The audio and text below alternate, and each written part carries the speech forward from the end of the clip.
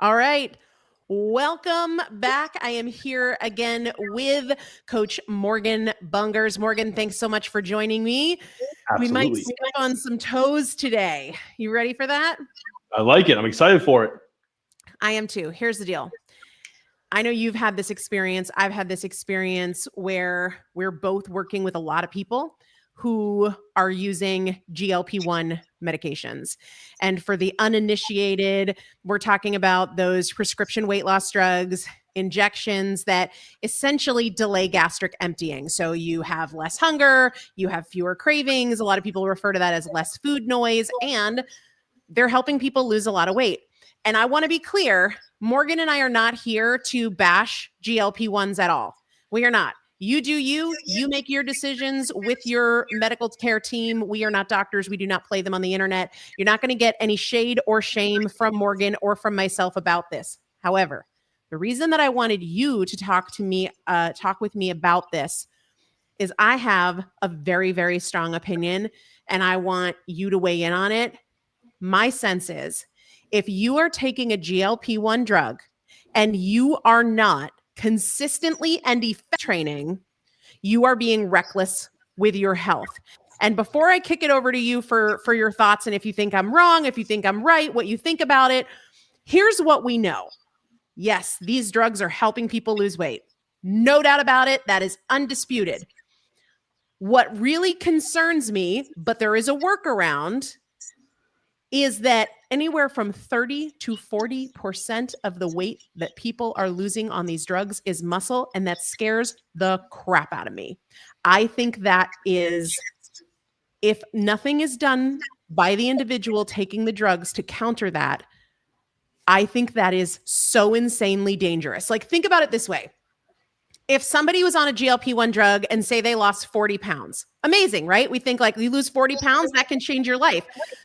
Not necessarily for the better, though, if 16 pounds of that is muscle, because now you have a slower metabolism. Now you have less energy. Now you have less immunological protection. You are less healthy, even though you're 40 pounds lighter. I would argue that if you lose 40 pounds, but 16 of those 40 pounds is muscle, you are smaller, but less healthy. And I don't mean that to say you shouldn't take these drugs, but you need to be sure not just that you're exercising, but that you are consistently and effectively strength training. And if you're not, you are being reckless. I don't know. I know a lot of people might come at me and feel pretty hurt that I said that, but what's your take as the expert in strength training, knowing these stats? What's your take? No, you're spot on, right? And like you said, these drugs are amazing. They're helping a ton of people. That's great. But just like you see on any drug commercial you see on TV, there are some side effects. And one of the big side effects, what we are most scared of, is that a lot of 40%, up to 40% of weight loss could be muscle, is lean mass. And like we talked about on our live yesterday, muscle mass is the most important vital sign. That is the number one predictor of health, of length of life, of quality of life. And if we're doing something, anything, Ozempic or otherwise, that is limiting your muscle mass, you are limiting the number one thing, the number one metric we look for in terms of what quality of life are you geared up to have over the next 5 years.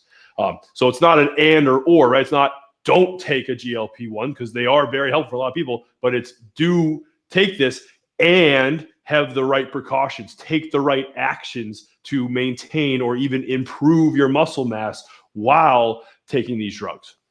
Yeah, I want to touch on that because I think that most practitioners, most of the PAs or MDs who are prescribing these drugs are saying, hey, you need to exercise.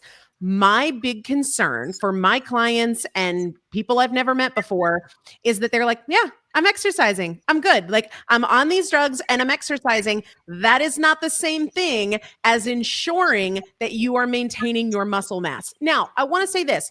Let's say you're losing weight and you're not on a GLP-1 med. Let's say that you are, you're cleaning up your nutrition, you're monitoring your blood sugar, and you've lost 40 pounds without a GLP-1. Some of that is likely going to be lean mass, but nowhere near 40%, right? Nowhere near 40%. So let me be clear, whether you're on a GLP-1 or not, You need to be consistently and effectively strength training. But because this is such a growing class of medications and a solution that a lot of people are turning to for their weight struggles, and it comes with 30 to 40% of weight loss being muscle, I'm concerned that people are like, well, I'm exercising, I'm walking every day. Maybe I take a spin class, or even I'm doing some weight training. That is not the same thing as strength training via progressive overload to ensure that you are maintaining your muscle mass. So if you've got somebody out there that's like, wait, okay, I get it. That's serious. And we're going to talk about why it's so serious, but what do they need to be doing from a strength training perspective to ensure that they're not checking the exercise box in vain, but they're really doing what needs to be done to preserve this absolutely critical muscle tissue? What do they need to be doing? It's so critical, right? And exercise is a very broad brushstroke, right? Like you could be walking and spin classing. That's fantastic. But the magic word, and you said it, is progressive overload. The way you maintain and build muscle is you have to, for lack of a better word, stress the muscle out. You have to challenge it to the point where your muscle's like, holy cow, this is tough. I need to build more of myself. I need to build more muscle so I can handle this challenge next time.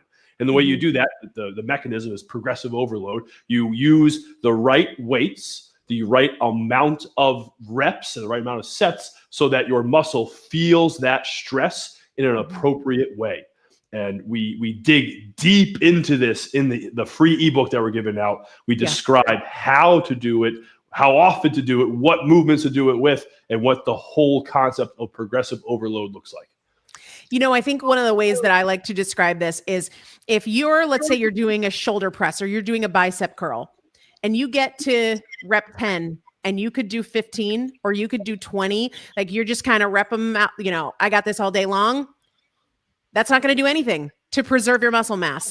That is exercise. That's great for blood flow, right? That could be great for your cardiovascular health if you're getting your heart rate up, but that is not doing what we need to do to preserve your precious muscle tissue.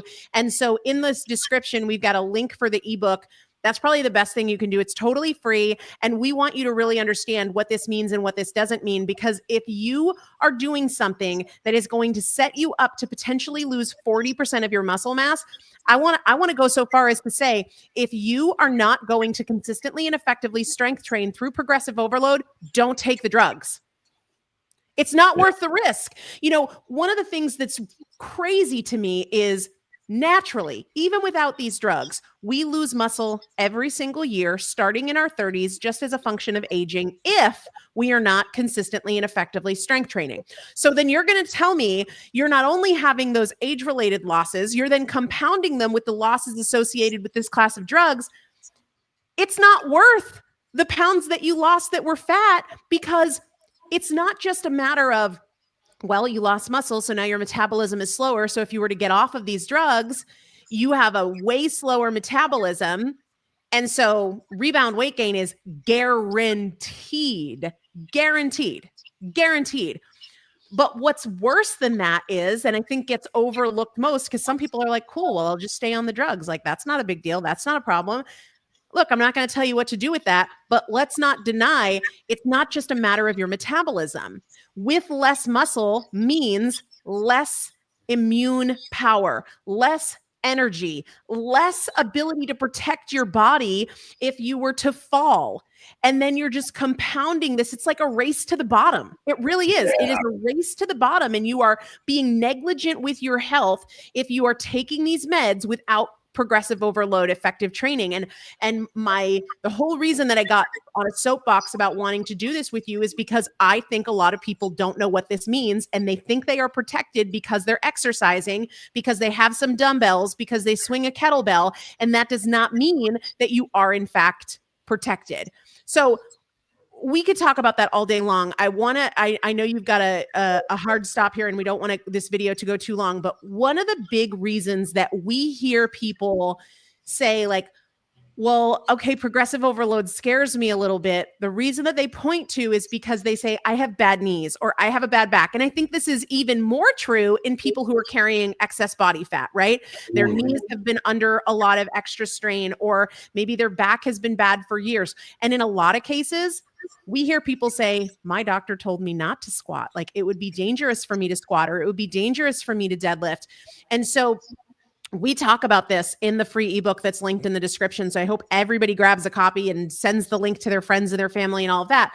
But when you hear somebody say that, like, well, I can't, because I even got a message the other day that was like, I have recurring tendinitis in one of my elbows, and that kind of keeps me from doing things. Or one of the things we heard in many of our Strong Foundations cohorts was the bad knees. Like, I can't because my knees are bad. What do you say to somebody who either has been told by a doctor not to do strength training, weight training, or thinks they can't because of an injury? Yeah, those are very real concerns, right? And what we make sure of, anyone you and I are coaching, the one rule that we operate under is that you can come back tomorrow. We're not going to do anything to you today that's going to jeopardize your ability to function tomorrow. We care so much about that. And the answer to that is, like, I have bad knees, my pelvic floor is weak, my back bothers me. There is something you can do. There is an adjustment that we can make to the movement that will benefit you without harming you. And a coach, you or I, are here to help you figure that out. We not only give examples to our athletes, but we also teach them how to adjust any and all movements so they are getting their best workout today and hypothetically coming back tomorrow. Everything can be adjusted around any ailments or any injuries or any issues that will allow you to do something and be okay doing it. I remember probably almost a year ago now, you and I were doing a live webinar with some of our clients who were focused on getting strong. And one of the things that literally came up was, my doctor told me not to squat because of my bad knees. And you and I were both so pissed off because we were like, how did the doctor tell you to go to the bathroom? Because every single time you use the toilet, you are doing a squat. Every single time that you get up off the couch, that is a squat movement pattern. And what we want for you is for you to be strong in that pattern, whatever that looks like for you. And that's not a conversation that a lot of medical professionals are having. But here's the deal. When we say squat, for some people, that might mean some dumbbells in their hand. For some people, that might mean a barbell across their back. And for other people, that means a chair, supported, assisted, getting strong in the movement pattern that, to your point, you can do. Yes. And we don't want, like, okay, so you don't squat. So every year you just get weaker and weaker and weaker to the point where you can't use the bathroom without assistance. We want you to get strong in your current pain-free range of motion. And so that might be an assisted squat that really only reflects a range of motion of a few inches. Whereas for other people, it could be a range of motion that reflects 12, 18 or more inches. But whatever it is for you, we need you to get strong in that movement pattern, because if you have bad knees, then we want to work with that so that you maintain not only your muscle mass, but your freaking independence. So you can continue to get up and down out of a chair, in and out of your car, up and down off the toilet. And I think a lot of people aren't thinking that way. They're just like, well, I can't do that exercise. You must, and we want to help you find that pain-free range of motion so you can be strong in the range you can be strong in, and we can start somewhere. And that's going to look different for everybody, which actually, when you were talking about how, like, there's always something you can do. Look, if you've got a aggravated right elbow, then let's be talking about what we can do lower body, what we can do with the other side, what we can do with the pain-free range of motion on the aggravated side. My mom's in her 70s. And she's bought a number of workout programs. And one of the frustrations she often has is like, well, the way they're written exceeds my fitness level. So I get these programs and I'm like, I can't do any of that. Either I don't have the fitness for it, or I don't have the balance for it, or I don't have the equipment for it, or I don't understand if I'm doing it right. So what do you say to the people who are like, cool, I get it, it's important, but every program I try is not for me?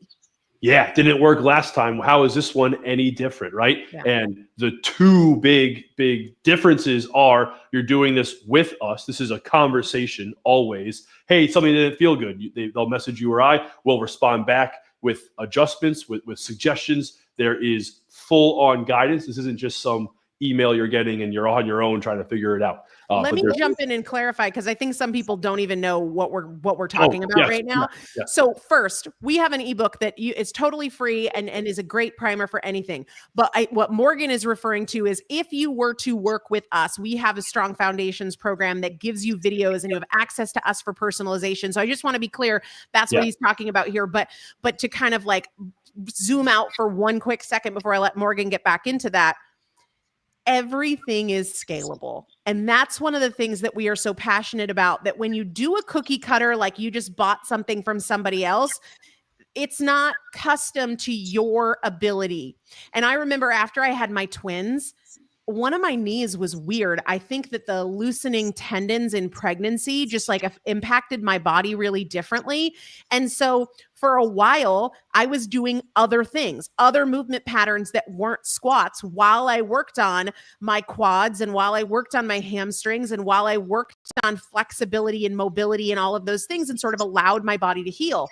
But we don't expect that you're going to be able to figure that out by yourself. And so that's one of the reasons that just walking into a random gym without a plan isn't going to last for most people. And even if it does, it's not going to be effective. You know how many people are walking into gyms and they don't know what the hell they're doing? And like, good on you for intentions. It's better than nothing. But especially if you're on a GLP-1, it's not going to stop you from losing that muscle mass and putting you in a metabolic hole and an immunological hole.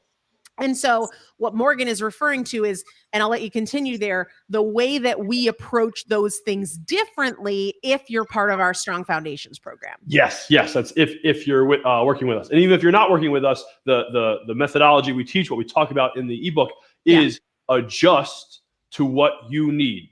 What is the goal of the movement? What is your pain-free range of motion? Something we've touched on already, right? What can you do that works for you? And then we're going to eventually challenge ourselves and make that harder. There is something you can do. We're going to adjust the written movement as much as needed to make sure you are moving in that direction. The last thing that I want to touch on is that a lot of folks are not strength training because they're afraid they're going to get hurt. Maybe they don't have bad knees, maybe they don't have a bad back, but the reason, because when we talk about progressive overload and we think about a rep range that is challenging, a weight that is challenging, where like you do 6 to 8 and then you're like, that's it, that's all I got. A lot of people don't want to approach that level of difficulty because in their mind, that is associated with getting hurt. So for the people that are thinking, okay, I understand what you're saying, but I'm afraid I'm going to get hurt, what do you say to those people? Yeah. First one, the rule, always be able to come back tomorrow, right? We're gonna abide by being smart no matter what. But zoom out 1 year, 3 year, 5 years. The most dangerous thing you could do is be weak. There is nothing more detrimental than not having muscle. Again, muscle is the number one vital sign that tells us the quality of your life in the next 5 or 10 years. Not having that muscle is way more dangerous than any injury we could sustain while training. So if you look at a big enough time scale. I really want to just echo that so that everybody understands that. You're afraid of getting hurt. Great. Then you don't want to be weak, because that is a guarantee that you are at higher risk, whether we're talking about a car accident or we're talking about a slip and fall. You are at highest risk when you are weak.